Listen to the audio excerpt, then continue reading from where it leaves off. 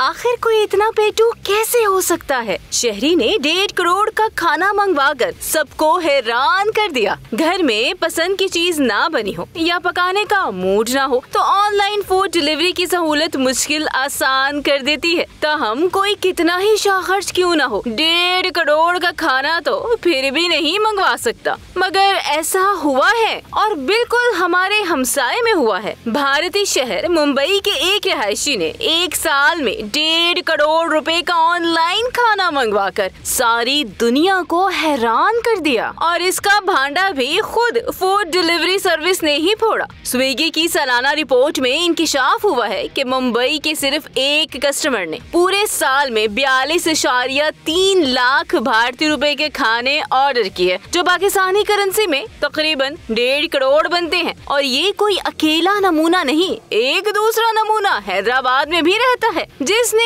एक साल में 6 लाख रुपए सिर्फ एक आइटम इडली खाने पर ही उड़ा दिए। इसके अलावा इंडियन फूड सर्विस को 2023 का सबसे बड़ा ऑर्डर झांसी से आया, जहां एक पार्टी होस्ट ने एक ही बार में 269 चीजें मंगवाकर कंपनी को मुश्किल में डाल दिया। जबकि बिरयानी इस बार भी पूरे इंडिया में सबसे ज्यादा ऑर्डर की जाने वाली मोस्ट पॉपुलर डिश करार पाई।